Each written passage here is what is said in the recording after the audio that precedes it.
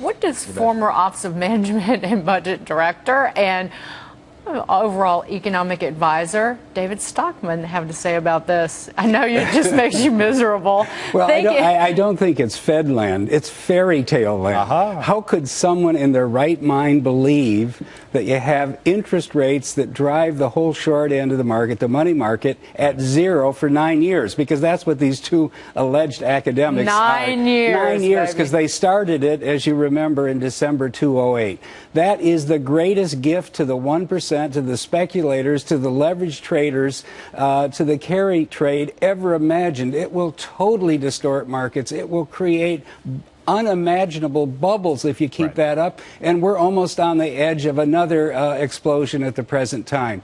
So it tells you that the clear and present danger in America is that the Fed is run by people who are in some medieval castle somewhere and have lost track of the real world. Got to go back to your statement that we're on the edge of another explosion here, because 2008, obviously, I'm sure you're in this group, a lot of people say rates too low for too long leading up to the crisis was at least one of, if not the only one of, the reasons that things were so bad when we finally had that collapse, or maybe caused the collapse. What is this next explosion going to be, in your view? Do you have a prediction or a...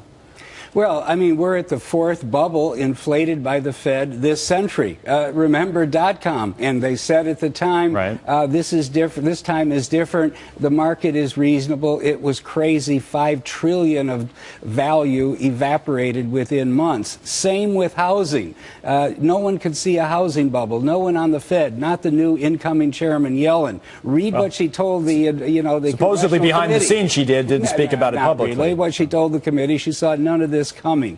$7 trillion of household wealth collapsed within a year or two, and then in 2008. So now I think we have the greatest mother of all bubbles, and there's nobody left in the stock market today except drugged up day traders and robots who are being mainlined by the daily injections of liquidity from the Fed. This is utterly irrational. Would you think that stocks are a bigger bubble than longer-term treasuries? I think they're both the same bubble, because when you drive the treasury rate down to these absurdly low levels, that is the so-called benchmark or cap rate for the whole financial economy. And when cap rates are way too low, sub-economic, it means asset values get bid up way too high.